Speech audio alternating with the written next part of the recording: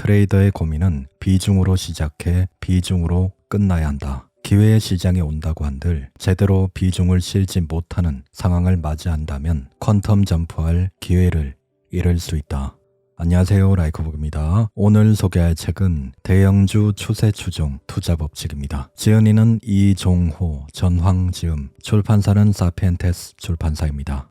이 책의 저자님이신 전황님은 대형주 추세 추종 매매로 130만 원을 20억으로 만든 실력과 내공을 겸비한 고수님이십니다. 수익금을 떠나서 책을 읽으면서 전황님의 매매 스타일은 개인 투자자들이 보고 배울 점이 많다는 생각을 했습니다. 상대적으로 변동성이 작은 대형주 추세 추종 매매로 비중 베팅과 리스크 관리 등을 철저하게 하는 스타일의 매매는 25년 올해처럼 지수가 이렇게 크게 오르는 상승장에서 정말 큰 위력을 발휘하는 매매 스타일이라 생각합니다. 영상의 구성은 저자님의 시행착오 과정과 본인만의 매매 스타일을 찾는 과정, 손익비의 중요성과 돈의 흐름의 분석, 저자님의 대형주 추세 추종 매매법과 실전 예시 등으로 구성되어 있습니다. 제가 영감을 받은 부분과 여러분들에게 도움이 될 만한 부분을 따로 뽑아서 영상을 구성하였습니다. 영상의 모든 내용을 담을 수 없기에 기회가 되신다면 직접 책을 한번 읽어보시면 더욱 도움이 될 것이라 생각합니다.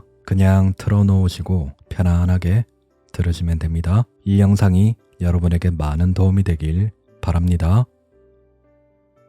트레이더의 기본 자질, 자기 객관화. 사람들은 나를 두고 느린 매매를 좋아한다고 말한다. 하지만 처음부터 그랬던 건 아니다. 20대의 나는 단순히 눈앞의 가격 상승과 하락만을 쫓았다. 매일 아침 거래소가 열리면 상승률 상위 종목을 열거해놓고 그날의 유망주를 찾아내는 데에만 몰두했다. 차트의 흐름을 분석하기보다는 단순히 순위표에 오르내리는 종목을 따라붙는 시기였다. 오르면 매수하고 내리면 손절매하는 짧은 호흡의 매매였다. 처음에는 그 방법이 꽤 먹히는 듯 보였다. 상한가 종목을 단 하루 만에 잡아 30%의 수익을 내기도 했다. 그 순간의 짜릿함은 무엇과도 바꿀 수 없었다. 도파민이 뿜어져 나와 나에게 직접적인 쾌감을 안겨주었다. 하루아침에 수백만 원이 갑자기 불어나는 경험은 20대의 나를 더욱 무모하게 만들었다. 마치 도박장에서 잭팟을 터뜨린 듯한 착각에 빠지기도 했다. 그것이 내가 주식시장에 빠져든 첫 시작이었다. 희열이 샘솟고 계좌 잔고가 불어나는 달콤함은 그리 오래가지 않았다. 단기간의 폭발적인 수익은 곧바로 깊은 손실로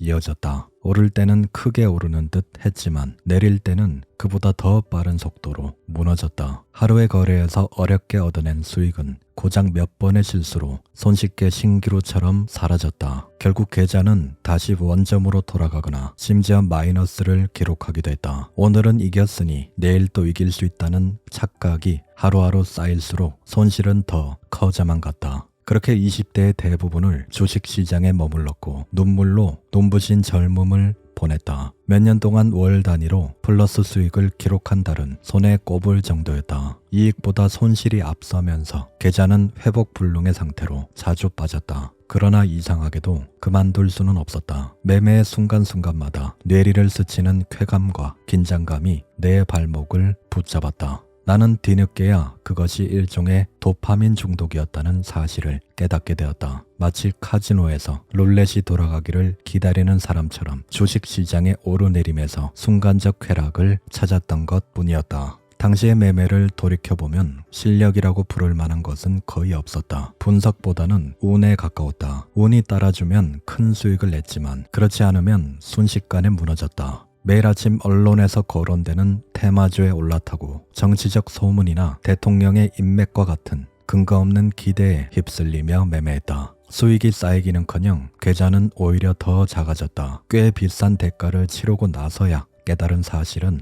내가 호흡이 느린 사람이라는 것이었다. 애초에 나는 그렇게 빠르게 매매하기 어려운 사람이었다. 모니터 뒤에 재능 있는 어떤 누군가처럼 순식간에 상승하는 주식을 재빠르게 따라잡을 수 없는 사람이었다. 나는 20대에 그걸 경험했다. 정말 다행히도 당시엔 나만의 고집이 덜한 시기였던 터라 자연스럽게 다른 매매법들을 수용할 수 있었다. 20대를 처절하게 지나면서 내가 찾아낸 것은 나에게 맞는 적절한 호흡의 매매법이었다. 감각적으로 빠르게 뭔가를 정확히 알아채는 이가 있는가 하면 나처럼 느리고 둔한 이도 있다. 아무리 노력해도 타고난 사람을 이길 수는 없었다. 그래서 나는 파도가 아니라 바다에 집중하기로 했다. 바람에 일렁이는 파도를 붙잡으려 하지 않고 묵직한 해류의 흐름을 보기로 했다. 대형주는 잘 움직이지 않아 재미없다는 편견이 강했지만 나는 이를 달리 보았다. 당장은 2% 수익이 낮아 보여도 비중이 커지면 더 큰 눈덩이가 되어 수익을 가져다 줄 것이라 확신했다. 모든 매매에는 리스크가 따르지만 테마주에 던지는 리스크는 내가 감당할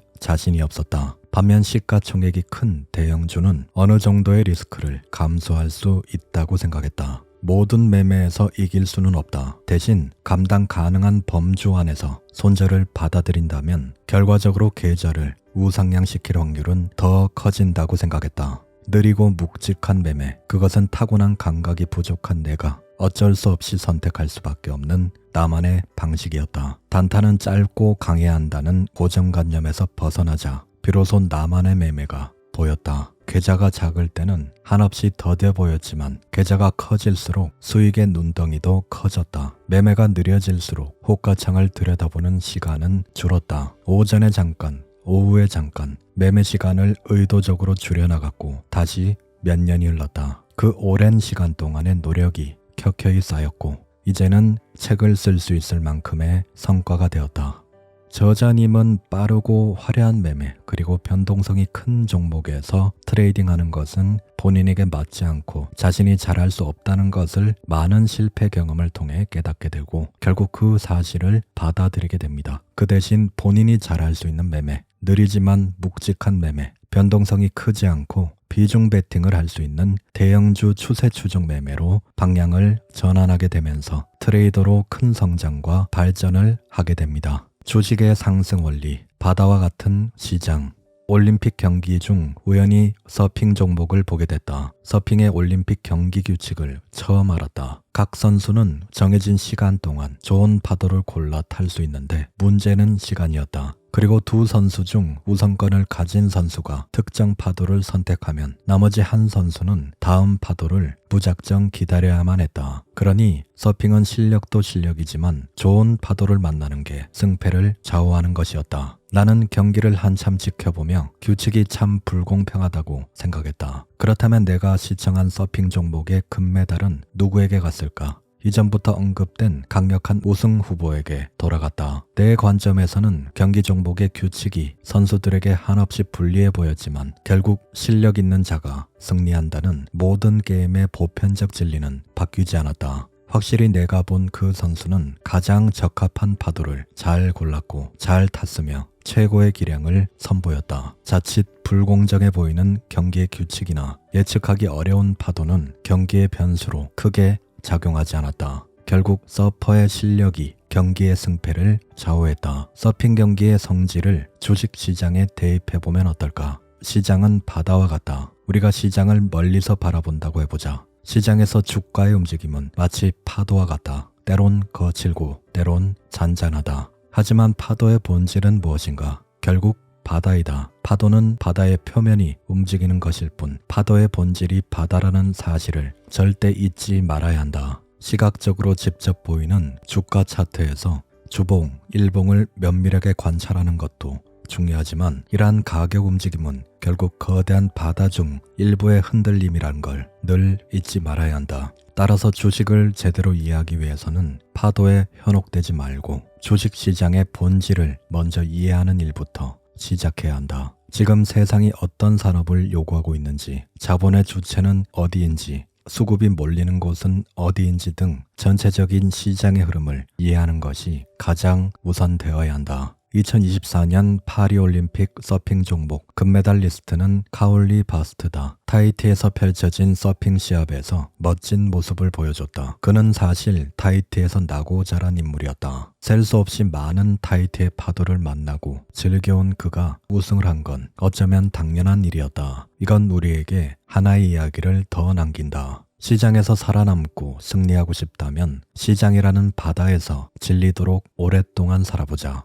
파도를 두려워하지 말고 바다 자체를 사랑할 줄 알게 되면 바다가 어떤 거센 파도로 우리를 몰아세워도 분명 그 파도에 올라탈 수 있을 것이다. 추세를 타는 종목과 실적에 대한 기대감. 우연히 장기 성장 추세를 만들며 10배 오른 다양한 주식들의 모습을 보게 됐다. 만약 내가 저렇게 오른 주식에서 트레이딩을 했다면 더 큰 성공을 거둘 수 있지 않았을까 하는 생각이 들었다. 그 생각을 계기로 주식은 도대체 왜 상승하는가를 진지하게 고민해봤다. 주식은 결국 실적에 의해 움직이는 것이었다. 그것도 지금의 실적이 아니라 앞으로 1년, 3년, 5년 뒤를 내다보고 가격이 상승하는 것이다. 그러한 성장 기대감이 주식의 가격을 끌어올리면서 10배 이상의 상승률을 만들어냈다. 이 글을 쓰고 있는 2025년 뜨거운 여름, 하나에어로스페이스, 현대로템을 대표로 하는 방산 섹터, APR, 파마리서치를 대표하는 화장품 섹터, 하나오션, 현대중공업을 대표로 하는 조선 섹터만 해도 최소 5배에서 10배 이상 상승했다. 이들 종목의 공통점은 종목의 성장 기대감이 주가를 끌어올렸다는 것이고 실질적인 실적이 받쳐주는 종목이라는 공통점이 있다. 주식은 숫자로 직접 증명되는 미래 실적에 대한 기대감으로 상승한다. 매매 기법과 완벽한 수익 모델에 대한 환상. 대개 우리는 매매 기법에 대해 고민을 많이 한다. 나 역시 주식 투자에 뛰어든 초반에는 밤을 새워가며 특정 매매 기법의 통계적 검증에 매달렸다. 그런데 매매에 관해 기본이 없는 상태에서 매매 기법에 매달리게 되면 시간이 지날수록 트레이더를 수렁에 빠지게 만든다. 보통 매매 기법 정형화에만 목숨을 걸고 투자하게 되면 대부분은 확률적으로만 계산하려 든다. 가령 A라는 기법으로 매매했을 때 승률이 80%라고 계산하면 이런 매매는 대개 내가 산 가격보다 더 하락했을 때 추가 매수로 평균 단가를 낮추려 할 가능성이 크다. 결국 그 20%의 실패에서 이런 금액이 앞에서 수익난 금액보다 더 크므로 실패할 가능성이 매우 높다. 나는 지난 세월 동안 크고 작은 여러 트레이더를 만났다. 그들 중 기법의 확률에 유독 집중하는 사람을 관찰해보니 벌 때는 적게 벌고 잃을 때는 크게 잃으며 계좌를 성장시키지 못하고 망해버리는 경우가 많았다. 그러면 이런 문제는 어떻게 극복하고 성장할 수 있을까? 승률이 30%라도 수익의 기대값이 훨씬 큰 매매라면 결국 승자가 될 가능성이 높다. 나의 경우 평상시에는 매매를 가볍게 한다. 하지만 제대로 된 주도주가 나오면 현재 내가 장착한 매매 기법으로 수익을 길게 끌고 가 큰 수익을 낸다. 다만 그 매매 기법을 1년 내내 반복한다고 하면 승률이 30%밖에 되지 않을 것이다. 그러나 벌 때 1억 혹은 2억을 벌고 잃을 때 1,000만 원, 2,000만 원을 잃는다고 생각해보자. 10번 중 3번만 성공해도 수익이 남는 구조이다. 나는 이러한 포지션을 구상하려고 평소 노력한다. 저자님의 이 말은 트레이더에게 아주 중요한 마인드입니다. 승률보다는 손익비를 먼저 생각하고 손절을 주더라도 수익이 큰 구조에서 계속 베팅하는 게 중요합니다. 돈의 흐름을 쫓는 법, 시황. 주식시장에서 어느 정도 경지에 오른 트레이더가 공통적으로 하는 말들 중 하나가 바로 시황과 섹터를 보라는 것이다. 과거에 나는 한때 기본적 분석과 기술적 분석에만 치중했다. 그러다가 세계적인 테마의 흐름과 외국인, 기관 투자자의 자금 흐름이라는 시황을 매매에 접목한 뒤에 계좌가 폭발적으로 성장했다. 내가 시황을 볼 때 가장 중요하게 생각하는 것은 지금 이 시장에서 주식을 매수해주는 주체를 보는 일이다. 때로는 그것을 돈의 흐름이라고도 한다. 국내 시장에서 주식을 매수, 매도하는 일을 일관성 있게 해주는 주체는 기관이다. 기관이라 함은 투신, 연기금이 대표적이다. 그들은 6개월 이상 큰 흐름에서 주식을 매수한다. 사모펀드와 금융투자는 주로 단기적인 흐름에서 주식을 매수하는 경향을 보인다. 이러한 특정한 경향성을 발견했다면 결국 주식을 매수해주는 주체를 관찰하려고 할 때 작은 실마리가 풀린다. 그들이 현재 어떤 주식을 사고 있는지를 매일 체크하다 보면 그 안에서 수익의 기회를 찾을 수 있다. 기관이나 외국인의 경우 한 번 매수하면 연속적으로 매수하는 경향이 있다. 그 방향성을 포지션이라고 부른다. 우리는 그 방향 속에서 의사결정을 해야 하므로 장이 끝나면 매일 기관과 외국인의 연속 매매 현황을 관찰해야 한다. 기관이 사는 종목이면서 시장의 주목을 받는 종목이라면 상승할 가능성이 크다. 우리는 그 종목에서 트레이딩을 해야 한다. 무엇이 실제로 주목받는가? 상대 강도. 내 주변의 여러 트레이더의 이야기를 들어보니 그들은 상대 강도를 본다는 것을 알게 되었다. 상대 강도라는 말의 뜻은 말 그대로 상대적인 강도를 의미한다. 그래서 트레이더는 지금 시장에서 어떤 주식이 강한지, 무엇이 주도 업종인지 쉽게 파악할 수 있다. 트레이더는 시장에서 가장 관심 받으면서 큰 주체가 매수하고 있는 주식을 골라야 한다. 이때 우리가 찾은 유동성이 공급되는 주식과 상대적으로 강한 섹터의 교집합에 있는 주식을 선정한다면 그 주식은 현재 시장에서 주목받는 섹터의 주식이라고 할 수 있다. 보통 나는 이 지점에서 트레이딩하려고 노력한다. 결국에는 돈의 흐름에 답이 있다. 주식을 매매하기 전에 가장 먼저 해야 할 일은 현재 시장의 유동성이 향하고 있는 곳은 어디인지, 상대적으로 강한 섹터는 어디인지, 그 둘이 교차하는 곳이 어디인지 매일 고민하는 것이다. 그 교차점에 있는 주식을 트레이딩해야 현 시장에서 가장 강한 주식을 트레이딩하는 것이며 어떤 구간에서든 트레이딩 결과가 좋을 가능성이 높다. 재료나 이슈가 있으면서 지수 대비 상대 강도가 좋은, 상승에 힘이 좋은 종목, 그리고 유동성이 공급되는 스마트머니가 지속적으로 유입되는 그런 종목 안에서 종목 선정을 한다면 아무래도 상승할 확률이 높기 때문에 상대적으로 수익을 낼 가능성이 높아진다는 얘기입니다. 지수의 추세 구간에 따른 비중 조절. 주식 시황에서 가장 중요한 것 중 하나가 지수이다. 지수의 움직임에 따른 비중 조절도 우리는 반드시 고려해야 한다. 나의 경우 지수 추세 파악은 비중과 매수 타점 조정의 기준이 된다. 1번 구간, 지수가 정배열 추세에서는 자산 증식 기회 구간이다.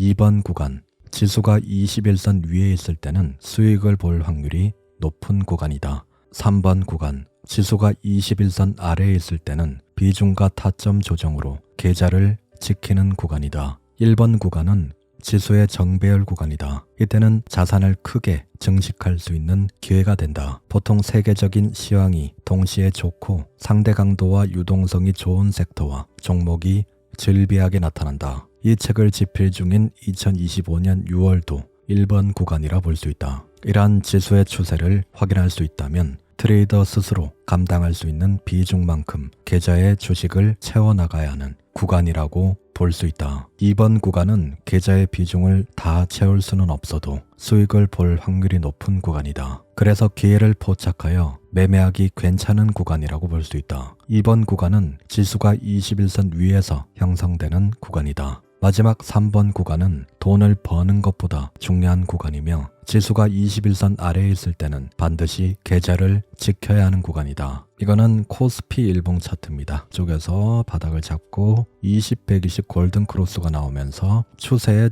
변곡점이 나왔죠. 그리고 이 전고점을 돌파하면서 대세 상승으로 이어갔습니다. 여기서 보면은 21선의 각도도 상당히 가파르고 120, 60, 20, 5일선 이렇게 정배열이 되는 이평선이 이렇게 모여 있다가 확산으로 가면서 이평선 정배열 구간이 되었죠. 이런 구간이 바로 자산 증식을 할 수 있는 1번 구간인 거죠. 이럴 때 과감하게 비중 베팅을 해서 자산 증식을 할 수 있는 1번 구간이 되는 겁니다. 그리고 2번 구간은 단순하게 21선 위에 지수가 있을 때는 아무래도 상승할 확률이 높은 구간이죠. 이런 구간은 트레이딩하기 괜찮은 구간인 거죠. 지수가 21선 위에서 놀 때가 바로 2번 구간입니다. 반대로 3번 구간은 21선 아래에 있는 게 3번 구간인데 거기에서 한 걸음 더 나아가서 20, 120 데드 크로스가 나는 날은 이럴 때는 계좌를 지키고 보수적으로 접근을 해야 되는 구간인 거죠. 이때부터는 하락 추세가 진행될 확률이 높기 때문에 역배열로 가면서 계속 하락 추세가 진행이 되죠. 반대로 정배열일 때는 계속 상승 추세로 나아가고 역배열이 되면 계속 하락 추세로 나아가는 거죠. 이럴 때는 이 상승 구간에서 번 수익금을 지키고 계좌를 보호해야 될 구간인 거죠. 이때는 보수적으로 매매하고 선택과 집중을 하면서 좋은 종목이 있을 경우에 지수 대비 상대 강도가 높고 특별한 호재가 있는 종목에서 선별적으로 놀아야 되는 거죠. 비중도 좀 줄이는 게 좋고요. 이런 구간에서 100%, 200% 비중으로 갔다면 이때는 절반 이하로 비중을 줄여서 트레이딩 하는 게 좋습니다. 하락장에서는 아무리 고수라고 해도 힘을 쓰기 힘듭니다. 그래서 이럴 때는 좀 보수적으로 하면서 자산을 지키는 데 집중을 해야 되는 구간인 거죠. 돈의 흐름, 섹터의 움직임, 분석하기.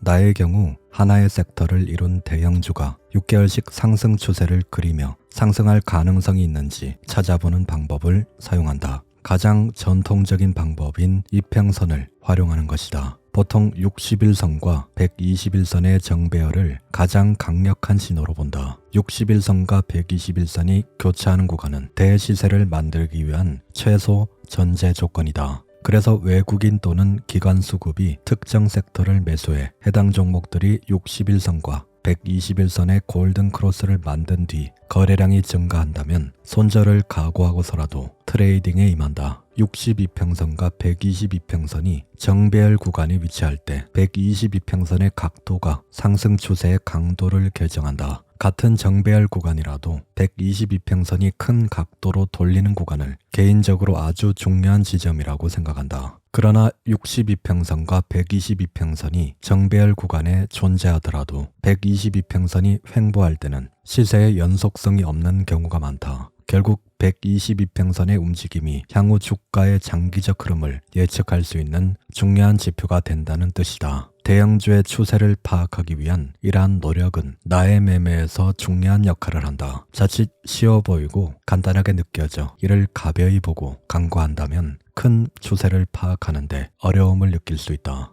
이거는 두산 에너빌리티 일봉입니다. 이평선 수렴 후에 이렇게 확산하면서 이평선이 예쁘게 정배열 상태가 됐죠. 여기에서 중요한 것은 122평선의 기울기입니다. 122평선의 기울기가 이렇게 우상향하는 구간이 상당히 중요한 구간이 되는 거죠. 122평선의 기울기 각도를 통해서 이 종목의 상승의 강도를 미리 예측할 수 있는 거죠. 나의 경우 어떤 종목이 파동을 낼 때 단지 차트만 보지 않는다. 거래 대금, 상대 강도, 섹터의 강함을 포함해 해당 종목이 속한 섹터가 세계적인 유행에 포함되는지 국내 시장에만 한정하는지 해당 섹터의 모멘텀이 얼마나 지속할 수 있는지까지 모두 종합적으로 살펴보고 판단한다. 주식을 하는 이유는 결국 돈을 벌기 위해서이다. 트레이더가 돈을 벌기 위해서는 돈이 있는 곳에 머물러야만 한다. 상승 추세가 강한 종목을 선별하는 것이 고수익의 트레이딩을 할 수 있는 첫 번째 포인트이다. 이러한 종목을 선별하는 과정에서 가장 중요한 지표로 장기 이평선을 유의 깊게 살펴봐야 함을 잊어서는 안 된다. 종목 선정은 어떻게 해야 하는가?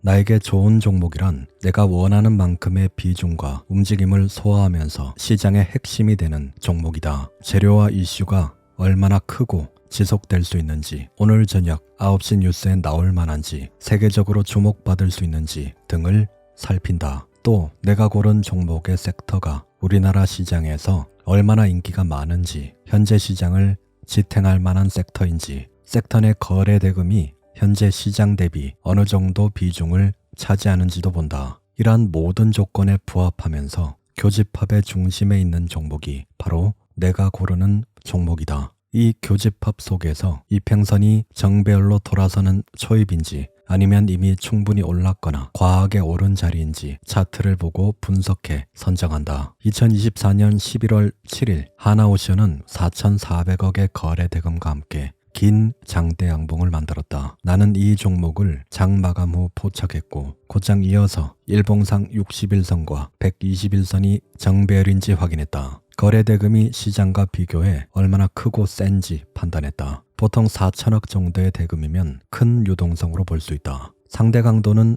지수 대비 강도를 뜻하는데 당시 지수는 미국 관세 영향으로 좋지 않았으므로 이 종목은 지수 대비 매우 강하다고 판단했다. 즉 상대 강도가 매우 높은 종목이었다. 그리고 하나오션의 섹터를 살펴보니 그날 조선업 전체가 오르는 것을 확인했다. 즉 조선업 전체 섹터가 오른다는 의미는 섹터 순환 매도 조와 이 섹터의 지속성이 있다고 판단했다. 다음은 이슈를 판단해야 했는데 내가 가장 중시하는 것은 숫자가 찍히는 종목이다. 숫자로 증명하지 못하는 이슈는 실체를 파악하기 어렵기 때문이다. 종합시황 뉴스에서 숫자를 찾아보니 미국 트럼프 대통령이 미국 조선업에 한국의 협력이 필요하다는 발언이 많아 보였고 정확한 숫자가 찍혀있는 즉 큰 규모의 수주 계약에 대한 기사를 확인했다. 나는 이러한 조건들을 일일이 하나씩 모두 체크하며 종목을 선정한다. 주식 투자를 잘 하고 싶은 사람이라면 이러한 검토 흐름을 잘 익혀두길 바란다. 1. 일봉이평선 60-122평선의 정배열. 2. 유동성 거래 대금의 규모. 3. 상대 강도 지수 대비 강도의 세기. 4. 업종 쏠림 섹터 전체 분위기. 5. 섹터 추세 동일 섹터 종목의 비교. 6. 이슈 숫자로 확인되는 팩트. 나는 장이 끝난 후 관심 종목 체크 포인트를 항상 점검한다. 이 과정을 통해 매매할 종목에 대한 계획을 수립한다. 위 체크리스트를 사용하면 쉽게 습관화할 수 있을 것으로 생각한다. 나는 평소 종목을 선정할 때 설명한 방법과 같은 생각의 흐름을 진행한다. 이 방법을 믿고 최소 3개월만 연습해보길 권한다. 그렇게 한동안 종목을 추적하고 관찰하면 시장을 보는 관점이 성장할 것이다. 비중 베팅이 필요한 이유. 많은 사람들이 분할 매수를 강조한다. 주가가 눌린 구간에서 적은 분할로 계속 매수하고 반등 구간에서 차익을 실현하는 방식이다. 언뜻 보면 아주 완벽한 매매다. 나 역시 주식을 시작한 초반에는 이런 식의 트레이딩을 많이 했다. 하지만 정해둔 구간을 벗어나면 손실이 걷잡을 수 없이 커진다는 치명적인 단점이 있다. 나도 3개월을 쌓은 수익을 한 번에 날린 뼈아픈 경험이 있다. 수익이 손실로 곤두박질 치는 건 정말 순식간이다. 그래서 나는 이 트레이딩 방법을 그만두게 되었다. 만약 그때 그 방식을 계속 고집했다면 나는 여전히 의미 없는 시간을 보내고 있었을 것이다. 주식 트레이더의 고민은 비중으로 시작해 비중으로 끝나야 한다. 적은 돈으로 비중을 실기 위한 트레이딩 방법. 1. 변동성이 작은 종목을 선택한다. 변동성이 작을수록 베팅할 수 있는 금액 자체를 키울 수 있다. 만약 평균적으로 하루 10% 이상 움직이는 종목이라면 첫 베팅부터 이 종목은 10% 이상의 변동성을 견뎌야 한다는 전제를 깔고 접근해야 한다. 그러면 베팅 금액에 브레이크가 걸릴 수밖에 없다. 베팅 금액은 자연스레 작아질 수밖에 없는 것이고 수익이 날 때 베팅 금액이 적다면 당연히 수익도 적다. 반대로 베팅 금액이 크다면 손실도 그만큼 커지지만 수익도 커지게 된다. 따라서 비중을 크게 키울 땐 변동성이 작아야 유리하다. 변동성이 크면 내동 손절이 늘 수밖에 없기 때문이다. 2. 단리가 아닌 복리를 위한 베팅으로 트레이딩을 설계해야 한다. 정치 테마주와 같은 경우 뉴스 한 번에 하한가를 몇 번이나 갈 수 있다. 레버리지를 쓰게 되면 12달을 아무리 잘해왔어도 한 번의 베팅으로 모든 것을 잃을 수 있다. 이를 방지하려고 트레이더는 이미 벌어둔 수익을 인출하는 방법을 쓴다. 하지만 수익을 모두 빼버리면 항상 베팅 금액이 일정해진다는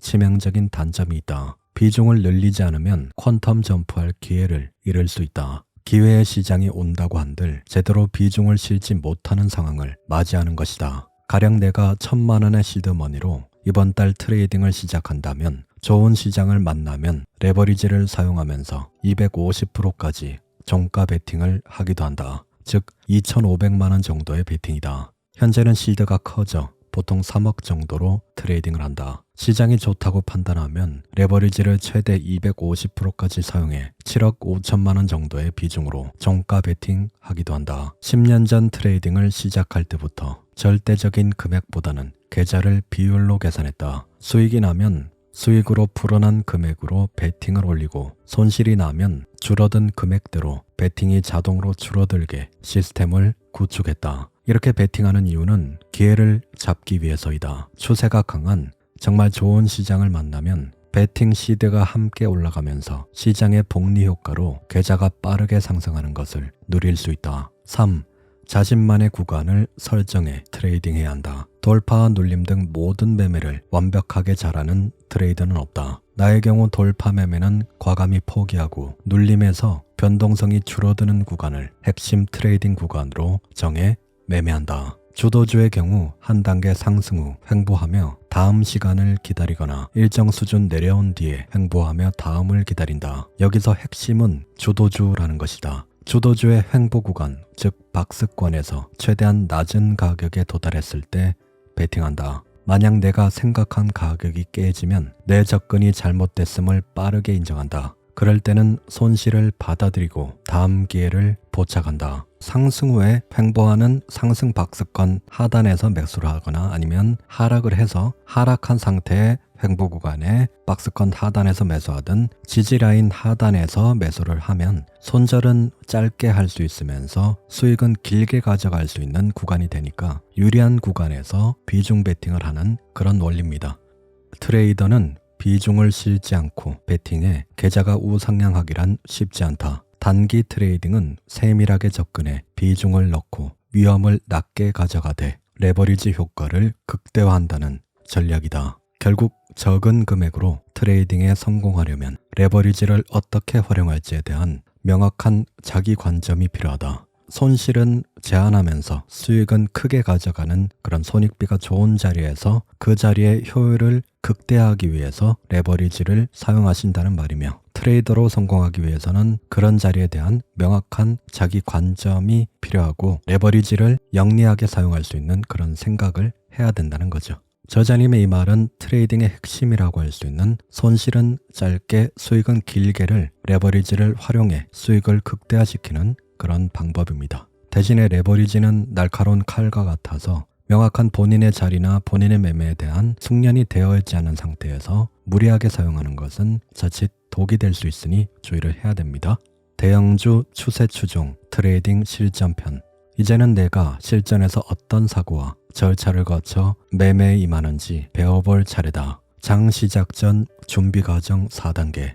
이 단계에서는 현재 시장에서 강한 섹터와 추세 그리고 종목 선정이 핵심이다. 당일 강한 섹터나 종목이 나와도 곧바로 거래하지 않는다. 장이 끝난 뒤 선정된 종목이 나의 조건에 부합하는지 하나씩 검토하고 연구한다. 이것이 내가 생각하는 주식 공부다. 준비가 되어 있지 않는 상태에서의 당일 매매는 뇌동 매매이며 도박쟁이가 되는 과정이다. 그런 상태가 되지 않기 위해 나는 늘 이런 루틴을 실행한다. 1단계 조건 검색의 활용. 가장 먼저 조건 검색을 활용한다. 거래대금 순위 35위 내 그리고 전일 대비 주가 등락률 순위 100위 그다음에 시가총액이 3조 이상 시장에서 강하면서도 가볍지 않은 그런 종목들로 검색이 되겠죠. 시장 전체에서 거래대금 35위 안이라면 웬만한 시장 투자자들의 관심권에 있기에 유동성이나 상대 강도가 높은 종목이라는 뜻이다. 또한 시가총액도 3조 이상이므로 아주 가벼운 종목이 아니기에 주가의 변동성이 그리 크지 않다. 2단계 재료 확인. 두 번째는 재료 확인이다.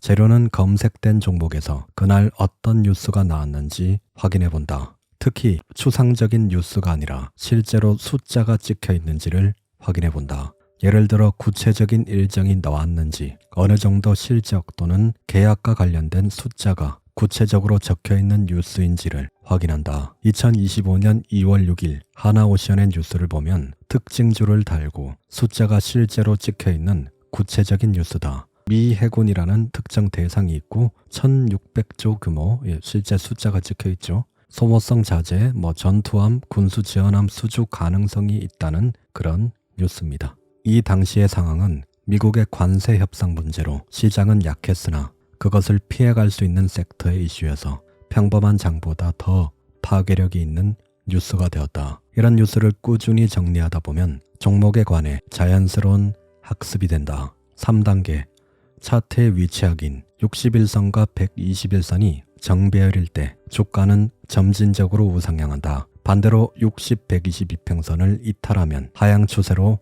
접어든다.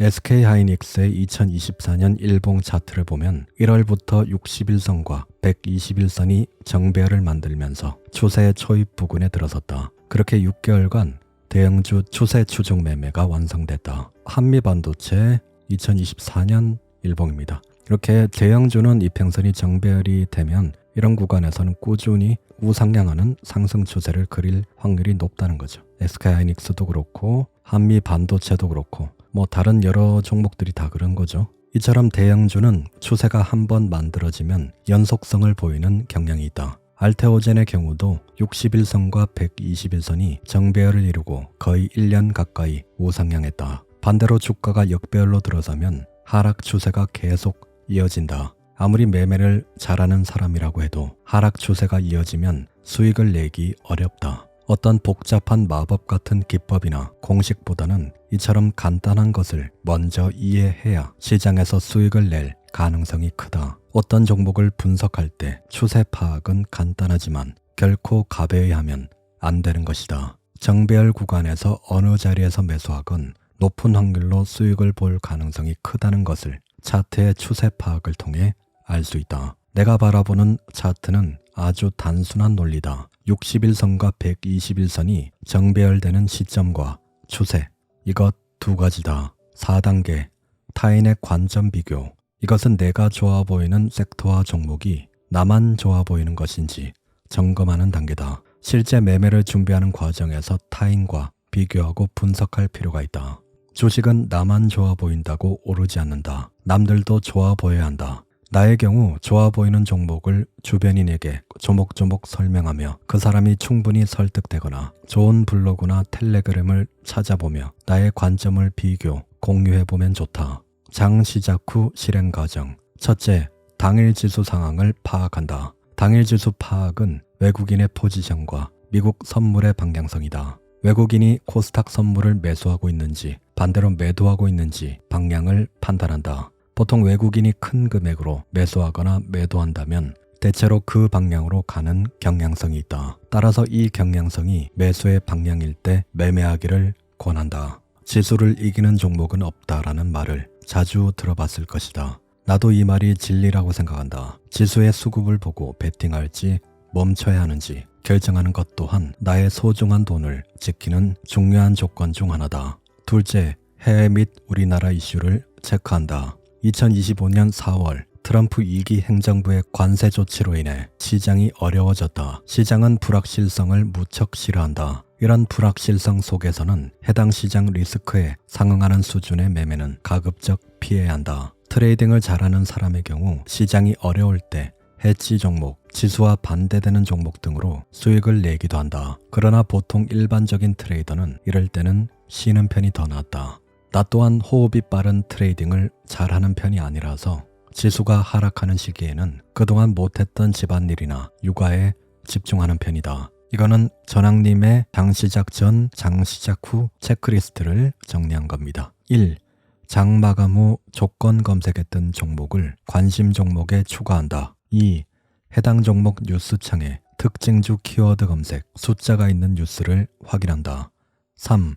양질의 뉴스 발견 시 차트 위치를 확인 후 정배열이 아닌 종목은 삭제한다. 4. 블로그, 텔레그램 등 검색, 타인의 생각 또는 놓친 부분이 없는지 점검한다. 장 시작 후 체크리스트. 5. 투자자별 매매 동향을 보며 당일 지수 상황을 파악한다. 6. 해외 및 우리나라의 이슈를 체크한다. 7. 종목의 움직임을 관찰한다. 베팅 또는 쉬기. 이 모든 것을 체크하고 베팅 또는 쉬는 것을 선택하는 거죠. 매매 구역 설정하기. 관심 종목과 매매할 종목 선정의 디테일에 관해 조금 더 알아보았다. 이제 남은 것은 어디에서 매매할 것인지 아는 일이다. 나는 지수와 종목이 차트상 우상향, 정배열 구간에 있을 때만 매매한다. 당연한 말이지만 이를 제대로 알고 실천하는 트레이더는 드물다. 첫째, 지수를 확인하자. 2025년 7월을 기준으로 코스피 지수를 보면 60일, 121선이 정배열 구간에서 21선 위의 지수가 위치해 있다. 이는 추세상 가장 좋은 구간으로 자산 증식의 기회이다. 현재 위치에서 좋은 종목이 나온다면 비중 베팅으로 자산을 증식시킬 수 있는 기회가 된다고 볼 수 있다. 둘째, 주도 섹터를 확인하고 종목을 선정하자. 매매할 종목을 선정할 때는 재료와 이슈, 상대 강도, 유동성의 교집합에서 찾을 수 있다. 이 교집합에 부합하는 것들은 장시작전 준비 과정을 거치며 검토한다. 그 절차에서 종목의 윤곽이 나온다. 셋째, 종목의 구간을 확인한다. 2025년 시장에서 세계적인 트렌드는 원자력 발전을 꼽을 수 있다. AI의 발전이 활발해지면서 필요한 전력 수요가 증가했다. 이때 효율이 가장 뛰어난 전기 생산 수단이 원전일 수밖에 없다. 모두가 좋다는 것을 알기 때문에 상대 강도와 유동성도 늘 높다. 이를 전제로 원전 섹터에서 대장인 두산 에너빌리티를 한번 보자. 61선과 121선이 정배열 구간이다. 추세상 가장 좋은 구간에 놓여 있지만 현재 시점에서는 21선을 이탈한 뒤 고점을 갱신하지 못하고 횡보하는 중이다. 횡보가 끝나고 21선을 회복한다면 그때가 매매 포인트가 될 수 있다. 두산 에너빌리티가 이때 저자님이 얘기한 구간이 바로 이 구간입니다. 여기에서 상승 후에 횡보하는 구간에서 이렇게 21선 이탈을 했죠. 다시 21선을 돌파하는 구간이 매매 구간이 될 수 있다는 거죠. 글을 쓸 당시는 바로 이런 횡보 구간이 있었죠.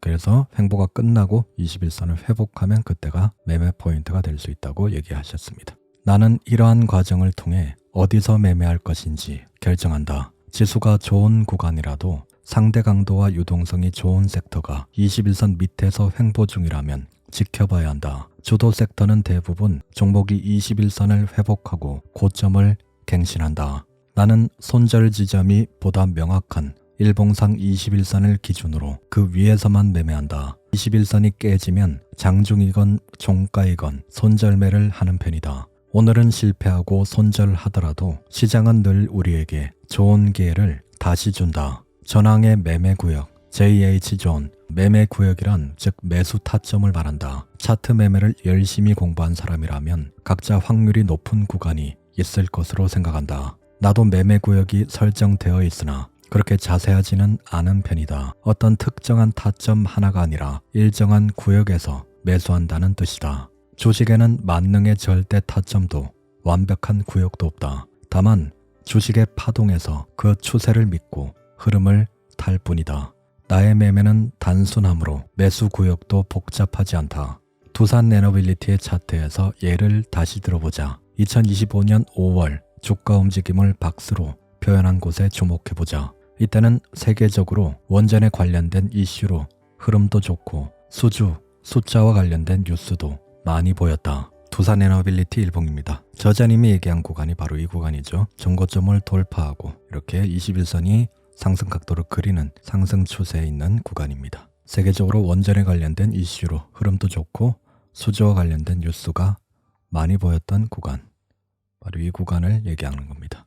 일봉상 저런 좋은 구간에서 나는 어떻게 매매할까? 2025년 5월 두산 에너빌리티의 15분봉 차트이다. 동그라미로 표시된 부분은 15분봉상 120선에 닿았을 때다. 추세가 좋은 종목은 15분봉에서 60선이나 120선을 깨지 않고 추세를 타는 특징이 있다. 나는 이 부분을 아주 중요하게 생각한다. 두산 에너빌리티 요 당시에 15분봉을 보도록 하겠습니다. 이쪽에서는 61선의 지지를 받고 상승했고 이쪽에서는 121선에서 지지받고 상승으로 돌렸습니다. 보통 추세가 좋은 종목의 경우에 저자님은 60선과 120선을 깨지 않고 이렇게 추세가 우상향한다고 얘기합니다. 그래서 이런 구간이나 이런 구간에서 지지가 되는 것을 확인하고 매수를 하는 거죠. 주가가 120선을 지킨다고 생각하고 매매를 실행할 수 있으며 그것을 깨면 그냥 손절매한다. 그뿐이다. 두산 에너빌리티의 경우 고점 대비 4%에서 6% 하락폭을 가진 것으로 보인다. 그럼 나의 경우 당일 시향이 괜찮다면 고점 대비 4%에서 6% 정도가 매수 구역이고 즉 나의 조언이 되는 것이다. 지난 5월 두산 에너빌리티를 고점 대비 4%에서 6% 매수 구역에서 열심히 매매했던 기억이 떠오른다. 4%에서 6% 정도 떨어진 구간에서 계속 매수 존을 설정해서 그 구역에서 매수를 해서 슈팅 때 팔고 계속 이렇게 상승 추세 중인 종목 안에서 이렇게 15분 봉상 그런 좋은 타점이 나오면 계속해서 추세를 끌고 가면서 매매를 반복한다는 겁니다. 실제로 저자님은 두산 에너빌리티를 열심히 매매하셨고 책에 그 내용이 나와 있습니다.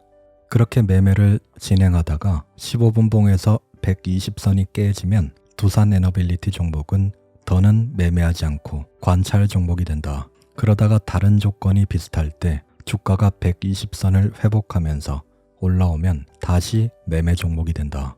이렇듯 추세를 유지하고 세계적인 트렌드에 맞는 종목이 나타나면 나는 몇 개월 동안 한 종목으로 계속 수익을 낸다. 굳이 뉴스 한 방에 상한가를 가고 갑작스럽게 수급이 쏠려 돌파하는 종목에서 수익을 내는 피곤한 매매를 계속할 필요가 없다. 나는 이런 주식 매매가 너무 재미있고 즐겁다.